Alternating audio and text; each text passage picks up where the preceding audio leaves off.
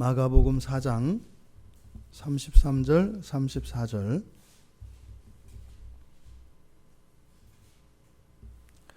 우리 같이 함께 읽겠습니다.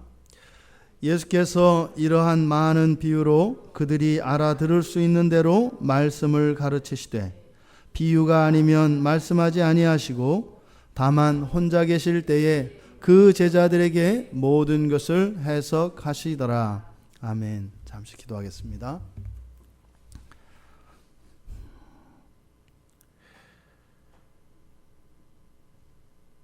살아서 역사하시는 하나님, 이 시간 하나님의 말씀을 듣고 그 말씀이 깨달아져 저희들의 삶이 저희를 구원하신 예수 그리스도를 믿는 그 신앙 안에 부합되는 삶으로 변화되어지기를 원합니다.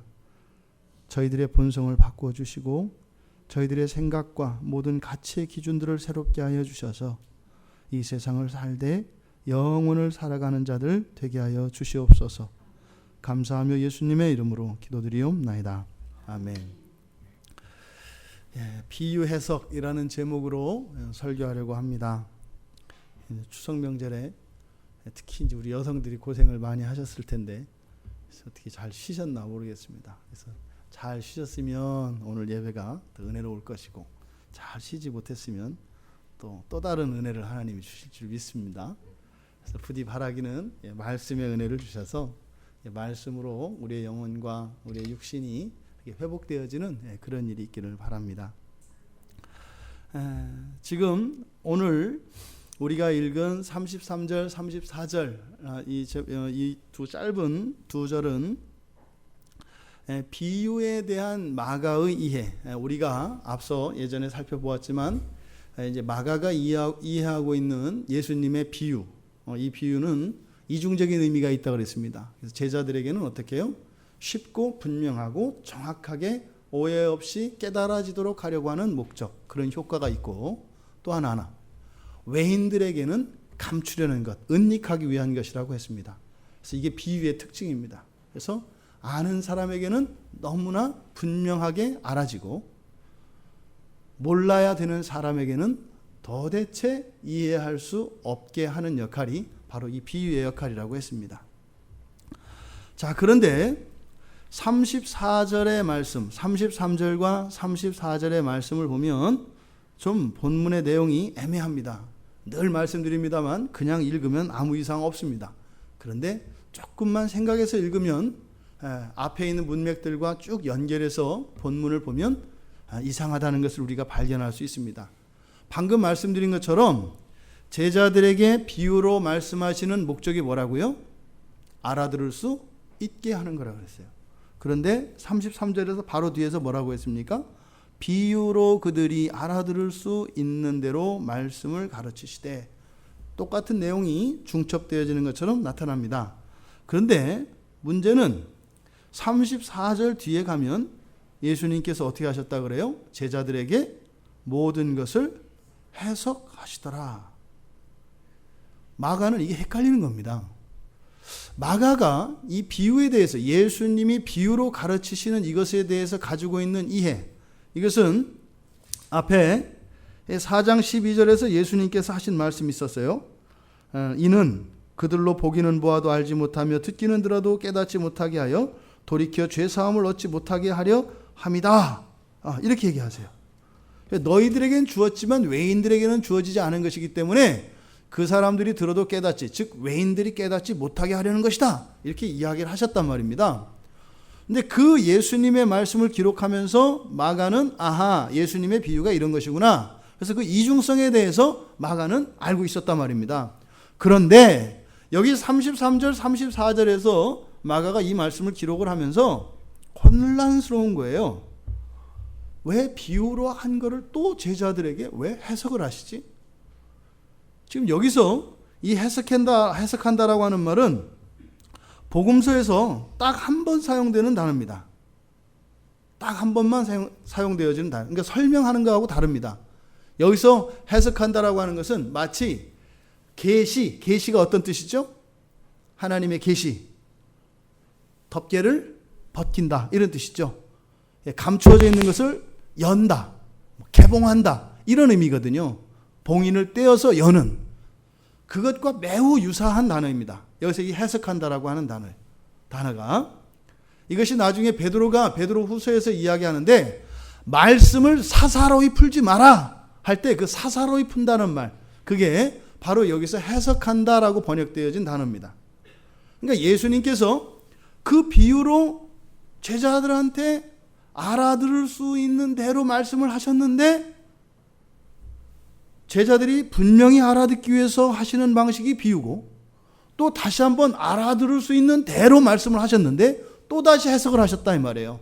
그래서 마가가 헷갈리는 겁니다.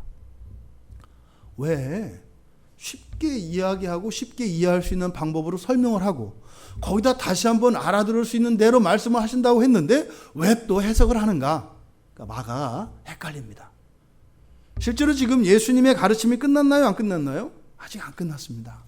그러니까 지금 그 예수님의 가르침을 받는 그 과정 중에 있고 예수님이 하나님 나라에 대하여 모든 것을 다 말씀하신 것도 아직 아닙니다. 아직 드러나지 않은 계시가 아직 많습니다. 그러니까 마가도 지금 아직까지도 이 예수님의 비유 해석에 대해서 완전히 이해하고 있지 못합니다. 그래서 이 마가의 혼란스러운 이런 생각, 이것은 아마 마가가 보기에 제자들이 지금 예수님이 말씀하시는 이 비유를 정확하게 모두 다 깨닫고 있는 것 같지 않게 보이는 겁니다. 예수님한테 배워서 비유는 이런 것이다 기록을 했단 말이죠. 그런데 실제는 이렇게 예수님에 의해서 가르쳐진 말씀과 지금 마가는 예수님의 말씀과 그 현장 이 둘을 동시에 가지고 있단 말이죠. 근데 하나님의 말씀, 이 예수님의 말씀과 제자들에게서 보여지는 그것이 차이가 나는 거예요. 그럼 뭐예요? 예수님 말씀이 틀렸든지 이 제자들이 외인이든지 이런 거 아니에요. 그러니까요, 마가는 혼란스러울 수밖에 없습니다. 또 하나는 앞에서 이런 여러 가지 비유들을 말씀하셨지만 제자들의 예수님이 비유로 가르치실 때 제자들의 태도가 다릅니다. 항상 똑같지가 않다 이 말이에요. 어떤 때는 마치 모든 것을 다 깨닫는 것처럼 예수님 하면서 거기다가 이렇게 질문도 첨가하고 그건 이거죠 해서 해석도 덧붙여서 예수님한테 막 이야기하는데 얘기가 막 되는 거죠. 그래 맞아 얘기가 되는 거죠. 어떤 때는요 하얀 겁니다. 왜 예수님이 똑같이 비유로 말씀을 하시는데 어떨 때는 완전히 다 이해가 되어지고 내 얘기하는 것 같고 어떨 때는 도대체 아무런 의미도 없는 것 같이 들리는가? 여러분도 똑같잖아요. 설교를 들을 때 처음부터 끝까지 이게 쫙 끼어지고 너무 간단하고 아주 짧고 이렇게 느낄 때가 있잖아요.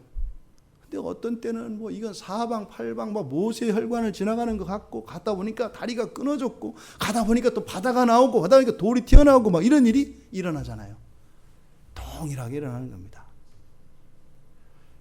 지금 마가가 여기에서 지금 예수님이 해석하셨다고 하는 이 말씀이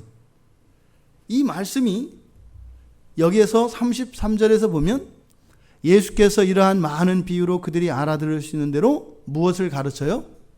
말씀을 가르치시되 이렇게 되어 있어요. 근데 이 말씀은 이 헬라어 성경에서 로고스와 레마라고 하는 두 가지 단어가 쓰인다고 말씀을 드렸어요. 그렇죠? 말씀, 그러니까 예수님의 말씀, 하나님의 말씀 할 때 로고스라고 하는 단어가 있고 레마라고 하는 단어가 있다. 이것이 뭉뚱그려서 말씀을 드리면 로고스라고 하는 것은 원칙에 관한 부분, 기계나 이런 거로 말하면 하드웨어에 해당하는 그런 말씀이라고 생각을 하시면 되고 레마라고 하는 것은 소프트웨어적인, 즉 구체적인 실천들이나 이런 것들을 이야기하는 겁니다. 근데 지금 여기서 예수님께서 해석을 하셨다라고 하는 그 말씀은 뭐다? 바로 로고스를 말하는 거예요. 그러니까 로고스는 빛이고요. 바로 이 세상 나라가 아닌 그 하나님 나라에 관한 그런 진리를 말합니다.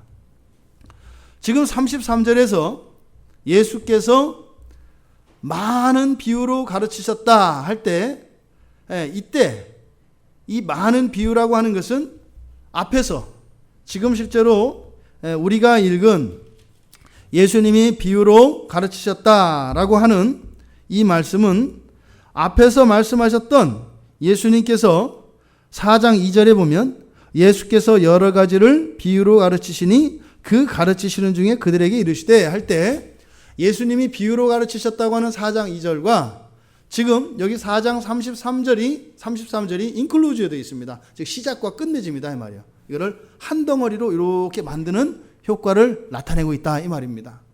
그래서 지금 여기서 말씀하시는 이 많은 비유라고 하는 것은 이 안에 들어있는 비유, 즉 씨 뿌리는 자, 그리고 등불 비유, 그리고 스스로 자라는 비유, 그리고 겨자씨 비유, 우리가 지금까지 살펴보았던 그 모든 비유들을 지칭하는 것이다 라는 것을 우리가 알 수 있습니다.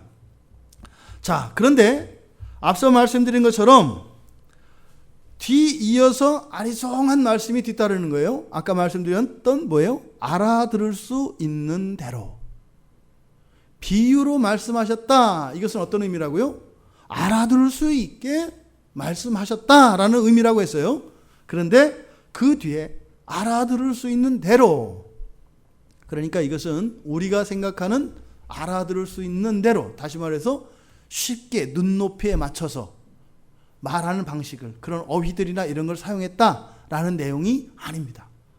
여기서 그들이 알아들을 수 있는 대로라고 번역되어진 이 단어가 범위 안에서 이런 뜻입니다. 범위 안에서. 그러니까 그 사람들이 이해할 수 있는 그런 한계 내에서, 즉 이것은 하나님 나라의 이 복음에 대한 비밀을 가르쳐 주시는데 모든 것을 다 부어주시는 것이 아니고 뭐예요? 이해할 수 있는 만큼이다 이 말입니다. 지난번이 아니라 선생님들이 학생들을 가르칠 때 여러 가지 방법들이 있어요.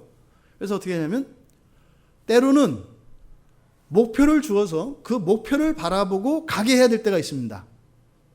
왜요? 당장 이 눈앞에만 보면은 소망이 없기 때문에 절망하게 되거든요. 그래서 먼 곳에 있는 한 지점을 가리키고 그것을 보고 가도록 합니다. 그러면 이 밑에 있는 위험과 이런 것들을 극복하고 갈 수가 있어요.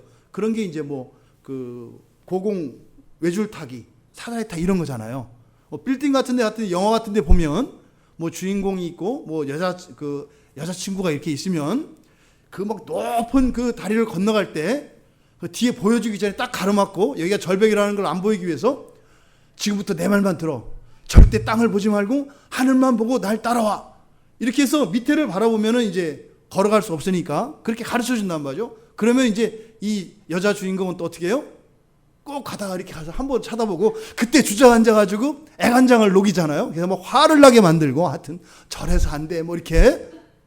그러니까 그때는 뭐예요? 밑에를 바라보면 갈 수가 없습니다. 그래서 먼 곳을 바라보고 그곳을 가야 할 때가 있어요. 그렇게 가르칠 때가 있어요. 또 하나는 반대입니다. 가야 할 길이 너무 험하면은요 어떻게 해요? 위를 보지 말고 그저 땅 밑에 한 걸음만 보라고 가르칠 때가 있습니다. 때에 따라서 다르죠. 예수님께서도 제자들을 이 두 가지 방식을 다 사용하십니다. 항상 마지막에 그 부활의 소망과 왕으로서 이 세상을 다스리실 예수 그리스도와 함께 왕으로 이 세상을 다스릴 그 마지막 날의 영광과 비전과 장기적인 목표들을 주셔서 때로는 낙심하지 않고 절망하지 않고 끝까지 주님을 따라갈 수 있도록 뭐 때문에? 제법 때문에라도 떨어지는 게 있겠구나, 남겠구나, 이것 때문에라도 떨어지지 않게 하신다 이 말이에요. 그런데 제자들이 감당하지 못할 일 갈 때는 안 가르쳐 주세요. 왜요? 가르쳐 주면 다 도망갈 거거든요. 그러니까 한 걸음 가서 놀래는 거죠. 아니 진작에 얘기해 주시지 이런 거죠. 이런 일이 일어납니다. 그러니까 지금 여기에서도 지금 알아들을 수 있는 범주 내에서라고 하는 것은 뭐예요? 하나님 나라에 관한 무한한 진리들과 그 지식들이 있는데 제자들한테 책으로 제본해서 딱 매뉴얼로 주는 것이 아니라 어떻게 해요? 낱장 한 장씩을 뜯어서 그것을 가르쳐주고 다음으로 넘어가고 한다 이 말입니다.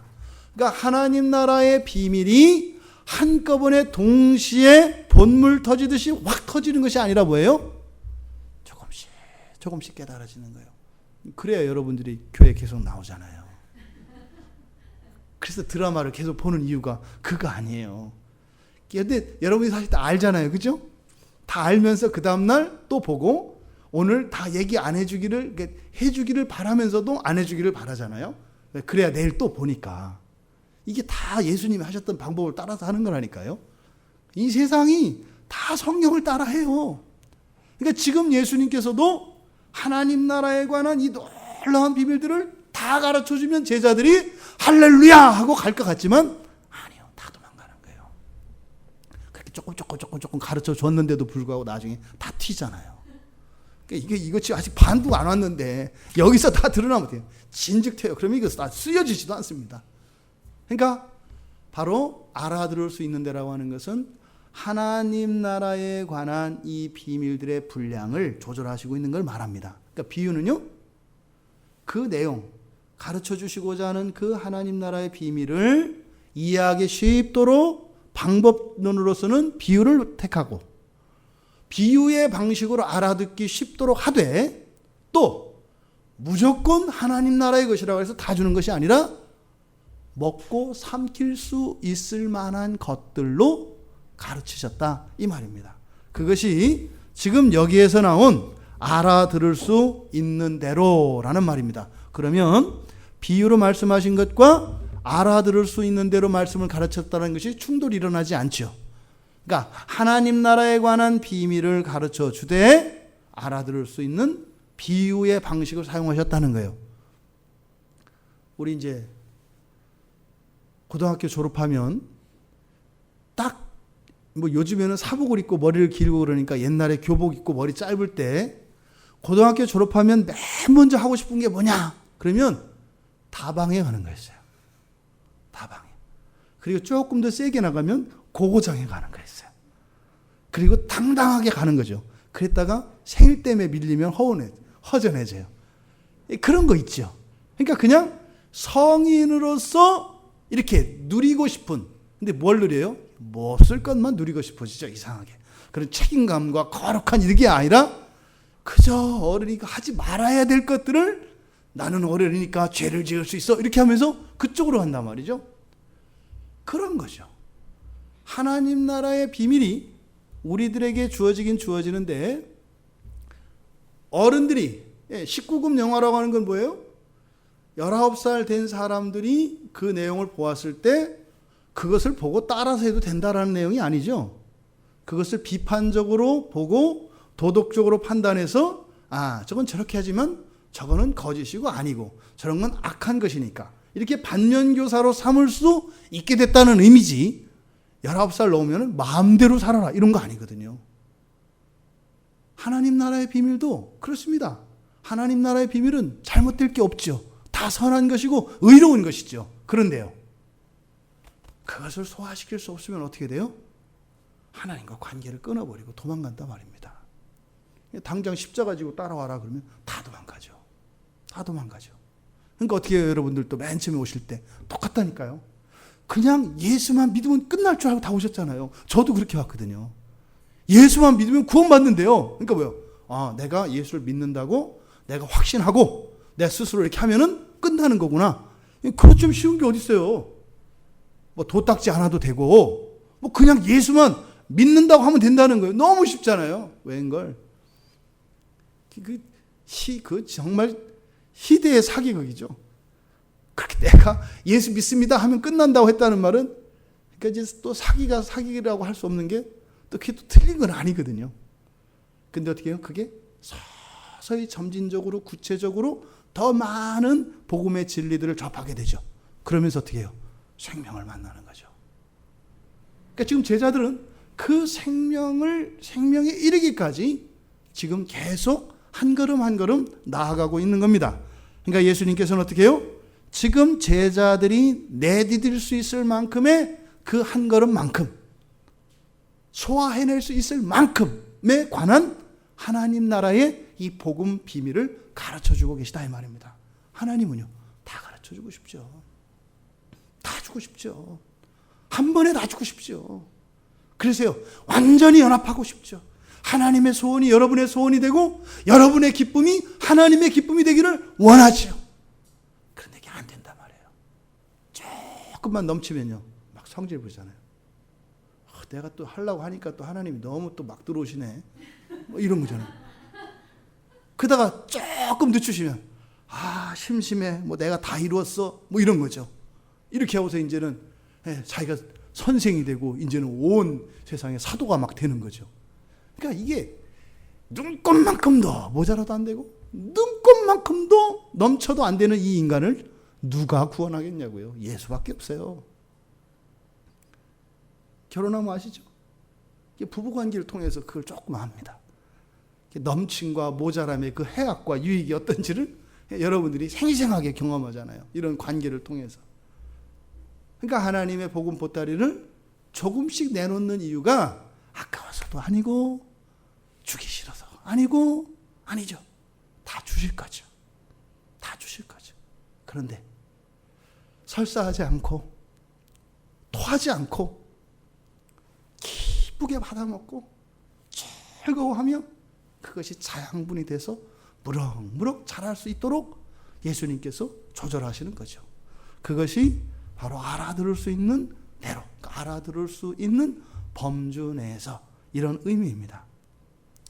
지금 여기에서 마가의 비유에 대한 또 다른 이해를 알 수가 있습니다. 이게 무슨 말이냐면 마가가 그 4장 12절에서 예수님의 말씀을 통해서 비유라는 게 이런 거구나 하고 배웠잖아요. 근데 여기서 한 수 더 배운다 이 말입니다. 그래서 이 비유에 대한 이해가 더 깊어지고 있는 장면입니다. 그러니까 지금 여기서 이렇게 알아들을 수 있는 범위 내에서 하나님의 비밀을 이렇게 주시고 또 그것을 또 알아들을 수 있도록 비유로 말씀해 주신다라고 하는 이것을 통해서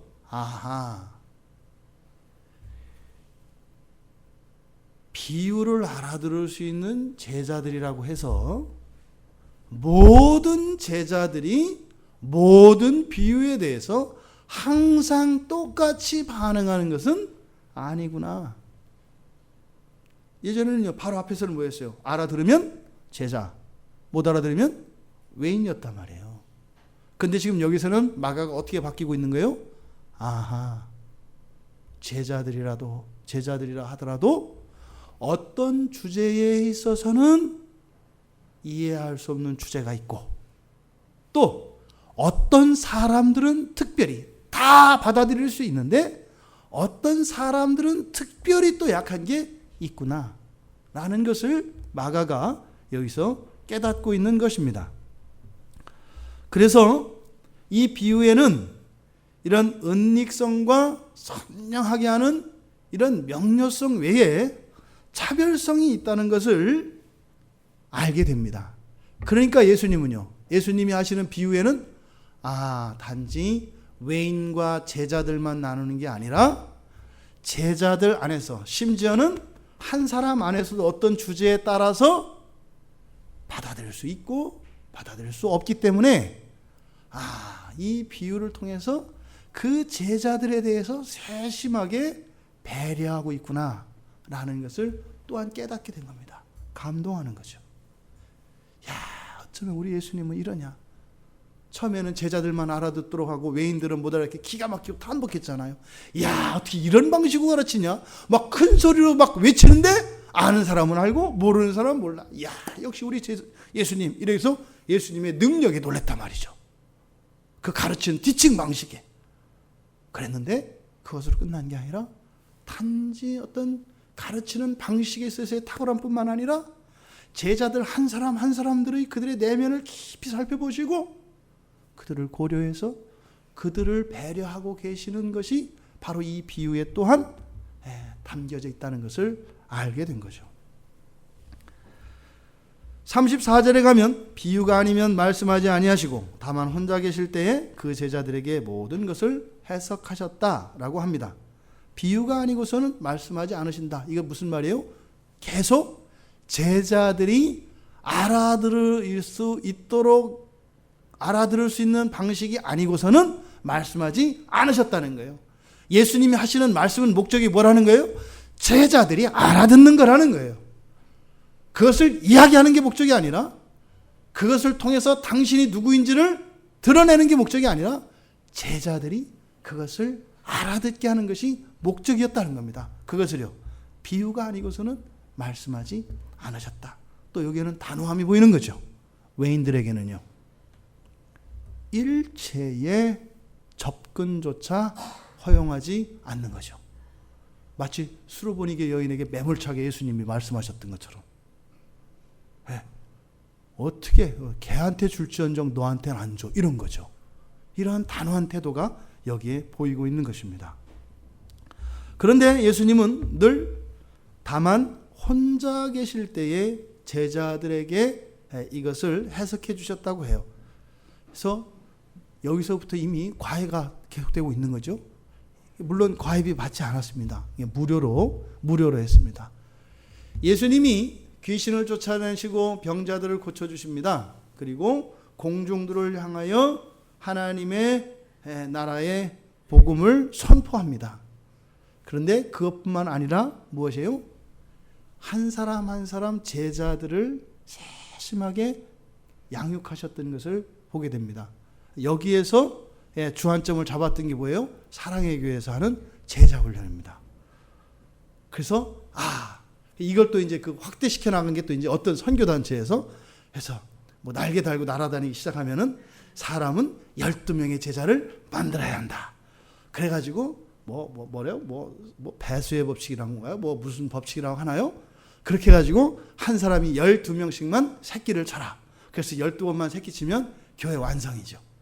이런 식으로 이제 방법적인 방법으로 이게 이제 잘못 차용되어지는 그런 일이 있죠. 하지만 그런 부작용이 있었음에도 불구하고 예수님은 이 지상 생애에서의 궁극적인 목표는 사도들을 남기시는 거였습니다. 그리고 이 사도들이 활동할 수 있도록 성령을 주셔서 성령을 통하여 교회를 이루어서 바로 사도들을 통하여 예수님이 하실 일들을 계속해 나가도록 하신 것이죠. 그러니까 지금 여기서도 그렇게 바쁜 와중에도 생각을 해보세요. 예수님이 지금 제자들하고 앉아서 조곤조곤 이야기할 시간에 예수님 손만 대면요, 운명 바뀔 사람이 부지기수예요. 그렇잖아요. 저주받은 사람들이요, 또 안진뱅이로 평생 살던 사람들이요, 그 사람뿐이에요. 공동묘지에 가셔가지고 그들을 향하여 사자우를 한번 바라시면 무덤을 깨고 나오지 않겠어요? 어느 게 효과적이에요? 어느 게 효율적이에요? 훨씬 더 제자들을 가르치는 것보다 더 우선하는 것 같고 더 효율적이고 더 중요한 일들이 많았습니다. 그런데 예수님이 그렇게 하지 않으셨다는 거예요. 그러면 예수님도 그러셨는데 바꾸어서 예수님 만나는 거 말고는 할 일도 없는 우리가 예수님 만나는 것을 오히려 별일도 아닌 것보다 아무것도 아닌 것으로 여기는 우리는 도대체 뭐냐 이거예요. 정말 위대하지 않아요, 우리는? 세상을 살릴 수 있는 예수님이 그 일도 내려놓고 우리들 한 사람을 제자들을 가르치고 시키시는 일에 시간을 쓰시는데 해봐야 그렇게 중요하지도 않은 일들을 가지고 이렇게 심각하게 살아가는 우리가 주님 앞에 나오는 것을 마치 무슨 인심이나 쓰는 척 생각하는 우리는 도대체 얼마나 위대한가 이 말이에요. 그래서 우리는 하나님의 창조의 위대함을 여기서 봅니다. 우리를 이토록 위대하게 만드신 그 하나님을 보게 되는 거죠. 역설입니다. 이 딜레마가 우리에게 있어요. 지금 여기서 예수님은 혼자 계실 때 제자들을 가르치는 예수님에 반해서 어찌 보면 다른 모든 것을 다 버리고서라도 목숨 걸고라도 나와야 될 사람들은 정작 어떻게 한다고요? 안 나온다 이 말이에요. 이게 뭐예요? 죄가 얼마나 지독한지를 알게 됩니다. 우리는 이미 이 세상 태어나자마자 뭐예요? 세계 최고의 사기꾼한테 사기당한 상태로 태어나는 거예요. 모든 게 사기죠. 있는 것 같은 게 없는 거고요. 없는 것 같은 게 있는 거죠. 이 세상 이치가 그런 겁니다. 이것을 뭐라 그래요? 죄인이라고 하는 거예요. 예수님의 이 제자들을 가르치시고 이 제자들을 세워가시는 이 일이 예수님께서 중요하게 여기셨다면 가르치는 행위 자체가 중요한 것이 아니죠. 제자됨, 예수 그리스도를 닮는 일이 그렇게 중요하다는 거죠. 병자들을 고치고 죽은 자를 살리는 것보다 더 중요하다는 거죠. 먹고 사는 것보다 훨씬 중요하다는 거죠. 그냥 알 수 있잖아요, 이거는. 그러면요, 우리는 심각한 오류에 빠져 있는 거예요. 이렇게 엄청난 일을 우리는 하찮게 여긴단 말이에요. 이게 우리가 끊임없이 말씀 앞에 서야 되는 이유입니다. 그러지 않으면요, 우리가 신앙 안에 있는데요, 오히려 우리의 신앙생활 때문에 더 걸려 넘어지고 속는 일들이 계속 일어난다는 겁니다. 여러분, 이러한 성숙한 그리스도인의 삶이라고 하는 것은 바로 이런 겁니다. 예수님의 가르침을 따라 살아가기 위하여 끊임없이 분투하는 것이에요. 이 일이 어디서부터 일어나야 될까요? 여러분들이 제일 만만하게 제자 삼을 수 있는 게 누군가요? 누굴 것 같으세요? 교회에서는 세 가족이죠. 생판 처음 교회 나온 사람. 내가 말하는 게 법이잖아요. 모든 게 내가 우월하잖아요. 내가 시키면 시키는 대로 다 하잖아요. 그래서 어떻게 해요? 예수 제자 만드는 게 아니라 자기 제자 만들죠. 그래서 귀에다가 닦지 않게 만들어가지고 내기만 듣게 만들죠. 내 사람으로 만들죠. 이거 가짜죠. 여러분들이 정말로 제자 삼아야 될 사람들은 누굴까요? 여러분 가족이세요. 특별히 여러분 자녀들이고요.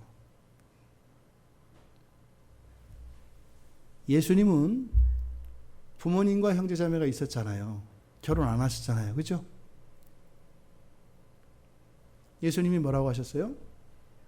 예수님의 말씀, 하나님의 말씀을 듣고 하나님 말씀대로 사는 사람들이 가족이라고 이야기하시죠. 이 제자됨, 이 제자도의 실천은 여러분들의 가정 안에서 일어나요.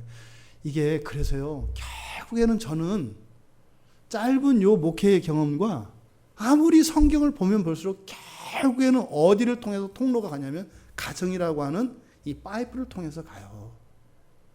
이 가정이라고 하는 파이프가 막혀 있으면 있잖아요. 소용없어요. 여기 구멍 나 있으면요, 소용없다니까요. 이게 한국 선교 역사에서 이런 엄청난 성공에도 불구하고 밑빠진 독에 물 붓는 것과 같은 현재의 상황이 바로 요거라고요. 우리들 솔직하게 우리들의 상황을 우리가 정직하게 고백해 보자고요. 우리 가정이 예수님이 주인 맞냐고요. 나는 조금 주인일 수 있어요. 우리 가정이 예수님이 주인이냐고요. 우리나라는 과거에 그 유교의 그 정치 이념과 그 가치관을 가지고 살 때가 있어서 훨씬 이해하기가 쉬워요. 예전에 그 시부모님 모시고 살았던 분들은 알죠. 바로 건너방에 시부모님 계시니까 이쪽에서 부부싸움을 해도 어떻게 해요? 인상을 쓸지 몰라도 소리 못 내죠. 조곤조곤 싸우잖아요. 성품이 좋아서 소리를 안 내는 게 아니죠. 어른이 계시니까 안 하는 거 아니에요. 나중에 하여튼 무덤만 하고 나면 내가 그때 한다고 이런 거 하기 참잖아요. 왜요? 이게 권위거든요. 우리들 가정 안에 정말 예수가 왕으로 되어 있는가? 안 되는 게 있는가 이 말이에요. 정말로 진심으로 못하는 거 말고 진심으로 안 되는 게 있는가 이 말입니다. 없어요. 안 된다고 하는 거는 사실은 되는 거죠. 되는 건데 안 되는 거라고 해서 안 되는 거 안 된다. 뭐 이렇게 얘기하는 거죠. 우리들 가정 안에 그리스도의 제자도를 우리가 세워야 합니다. 무엇보다 우리 자녀들을, 그리고 우리 서로가 그렇게 서로가 서로를 제자 삼고 그렇게 그리스도만 우리의 스승을 삼아서 그렇게 살아가야 합니다. 그러지 않고서는 소망 없습니다. 그냥 오르막과 내리막만 반복될 뿐이지 더 높은 고지에 올라가는 일은 없을 거다 이 말입니다. 이 33절과 34절 비유로 가르치셨고 비유로 해석했다라는 얘기입니다. 이 33절과 34절 이 두 구절에 공통점이 있는데 가르치는 것과 해석하시는 것, 이 두 가지의 동사의 형태가 똑같습니다. 미완료 직설법 능동으로 되어 있는데요. 미완료는 뭐라 그랬어요? 아직 끝나지 않은 거여서 계속 되어져야 한다라고 그랬죠. 계속 되어져야 하는 것. 그리고 직설법 반드시 돼야 되는 거고요. 능동은 해야 되는 거라 그랬죠. 그러니까 예수님께서 가르치시고 예수님께서 해석하시는 일은 어떻게 돼요? 계속돼야 한다고요. 여러분들이 끝났다고 생각하신다면 망하는 거라고요. 예수님은 계속해야 된다는데 나는 다 뗐다는 거죠. 왜 교회들에서 문제가 생길까요? 뗀 사람들이 많기 때문에 그래요. 보통 장로, 권사, 우리 권사님을 지칭하는 거 아닙니다. 일반적으로 말하는 거예요. 장로, 권사 이쯤 되면 뭐예요? 난 뗐다고 생각해요. 그 안에 들어가 볼까요? 뭘 가지고 뗐다고 하나요? 교회에서 일하는 거 가지고. 떼는 게 어디 있어요? 하나님 말씀은 계속 가르쳐져야 하고 또 그 말씀은 계속 해석되어져야 합니다. 그냥 봤다고 봐지는 게 아니에요. 성경을 다 외워보세요. 다 배웠나요? 다 알을까요?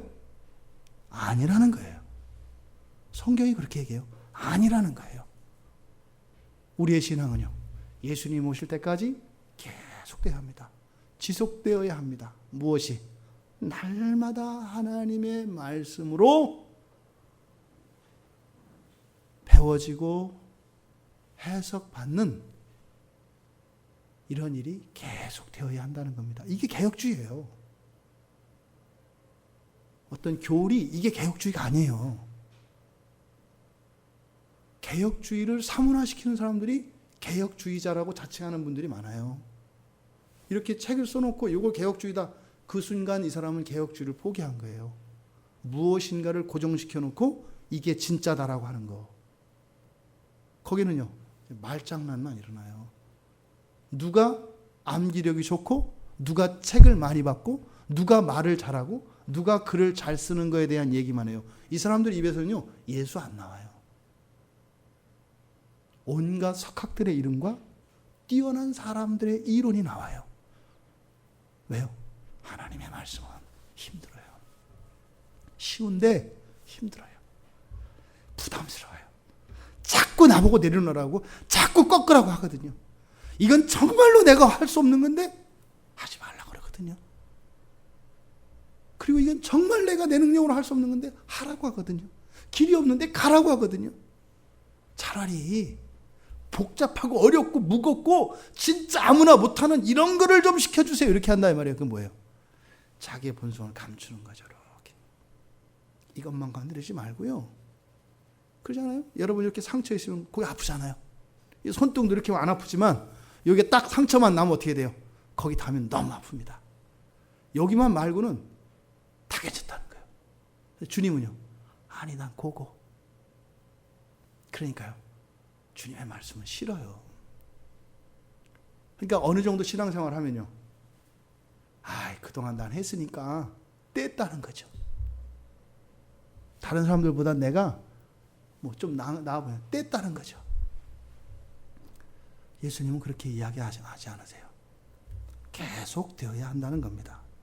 계속되고요, 또 지속되어야 한다는 겁니다. 어쩌다 한번 이 몰수 모션 뚜뚜뚜뚜뚜 하는 게 아니라 어떻게 해요? 뚜 하고 지속되어야 한다고 말씀하고 계시는 것입니다. 두 번째로는 가르치는 방식과 해석하는 방식이 오직 비유만 사용하신다는 거예요. 이 비유는 쉽지만 비유로 전달하는 방식은 무엇을 필요로 한다? 해석을 또한 필요로 한다는 것을 알게 합니다. 비유가 쉽게 알아들어지지만 또 거기에는 무엇이? 주님의 해석이 요구되어진다는 것을 오늘 본문을 통해서 마가가 우리한테 이야기하려는 거예요. 바로 앞에 10장에서 나오는 씨 뿌리는 자에 대한 비유를 예수님이 앞에서도 이미 설명을 했어요. 그잖아요. 혼자 계실 때 제자들에게만 그렇게 설명하시잖아요. 뭐 길가에 뿌려진 것은 이렇고 이렇게 설명하시잖아요. 근데 지금 여기서는 그것과 다른 차원에서 이야기를 한다. 그러니까 지금 마가가 여기서 말하고자 하는 것은 무엇이에요? 해석을 필요로 한다. 뭐예요? 예수님이 비유로 말씀하시는 목적이 어떤 이 진리를 깨우치게 하는 목적보다도 어떤 것들을 받아들였을 때 그것을 해석할 수 있는 사람이 되기를 예수님은 추구하는 거예요. 여러분들에게서 믿음의 분량은 해석 능력입니다. 어떠한 사건들이나 말씀이나 어떤 것에 대한 해석 능력을 보면 알아요. 어떤 일이 땅 터졌을 때 그 일을 사람들이 어떻게 보고 거기에 어떻게 반응하는가를 보면 그 사람의 신앙이 그대로 나옵니다. 그래서 일을 해보면 그 사람 신앙이 나와요. 그냥 성경 얘기할 때는 몰라요. 그건 얼마든지 이야기할 수 있거든요. 근데 일을 하다 보면 반드시 한번 나오게 돼 있어요. 어떤 상황이 있다면 전혀 의외의 상황에 팍 나오게 돼 있어요. 근데 지금 여기서 비유에 대한 얘기를 하면서 예수님이 해석하셨다라고 하는 이 말씀을 통해서 마가는 바로 예수님이 원하시는 게 뭐다? 우리의 본성 자체를 변화시키는 게 목적이라는 거예요. 이 비유로 하시는 이유 가운데 중요한 이유가 있다는 겁니다. 그래서 예수님께서 비유로 이렇게 사용하시는 방식은 그것이 효과적인 방식이기 때문에 하는 거 맞습니다. 그런데 예수님의 목적은 단순한 정보 전달이 아닙니다. 하나님 나라의 이런 지식을 전달하실 뿐만 아니라 동시에 그 말씀으로 죄인된 제자들의 전 인격 자체가 말씀으로 기용되어서 새로운 사람이 되기를 바라시는 거예요. 그걸 뭘 보고 알아요? 해석하는 걸 보고 안다고요. 해석하는 걸 보고 안다고요. 이렇게 주님께서는 일일이 제자들 하나하나를 점검하고 확인하십니다. 우리의 신앙생활을 그래서 늘 점검해 보셔야 합니다.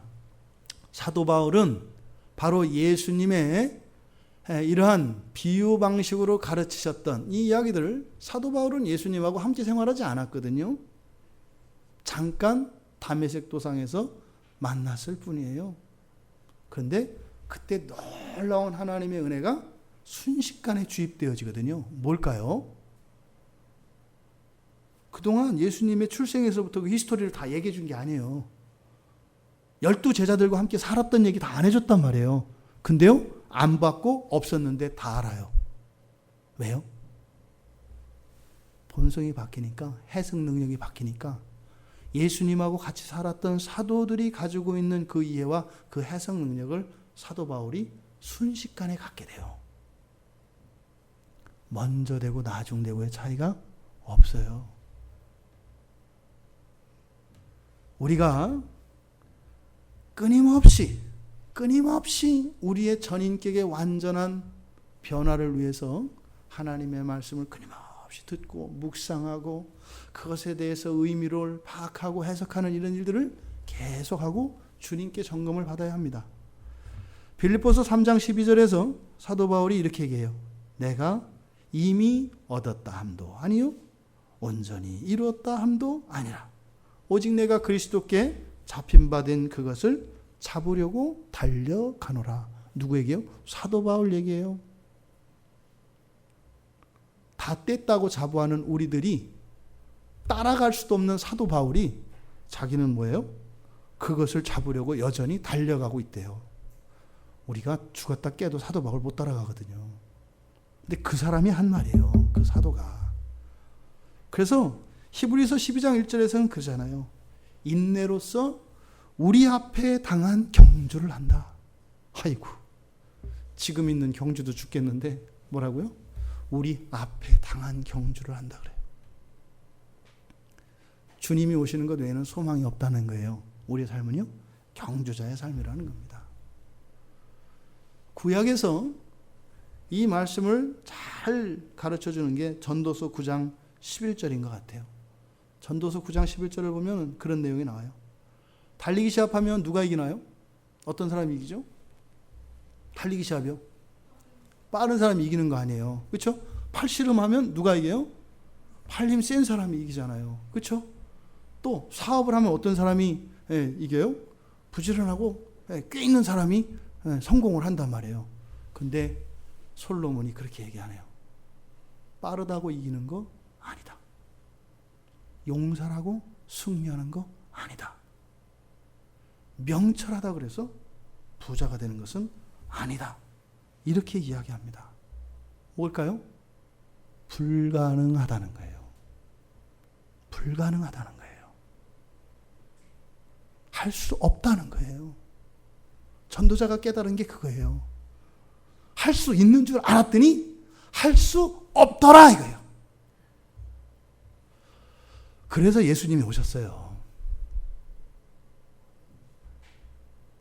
여러분들이 할 수 있었으면 예수님 안 오셨어요. 그냥 예수님이 나를 구원하기 위해서 오셨대. 얼마나 사랑이 많은가 봐. 나는 예수님께 생명의 빚을 졌어. 맞죠? 근데 그 전 단계 전제 조건이 있어요. 불가능해요. 우리는 멸망하게 되었다는 거예요. 벗어날 길이 없다는 거예요. 그리고 나서 주님이 오셨어가 아니에요. 주님이 오실 수밖에 없었습니다. 라고 하는 고백이 있어야 하는 것입니다. 바로 불가능한 그 일을 이루기 위해서 주님 오늘도 비유로 가르치시고 또 비유로 해석해주고 계십니다. 이 일은 여러분들에게 동일하게 일어납니다. 여러분이 알아듣기 쉽게 하나님께서 온 세상을 동원하여 또 하나님의 종들을 사용하여 여러분들에게 말씀을 가르칩니다. 말씀이 뭐예요? 성경입니다. 그리고 그 성경을 해석해 주십니다.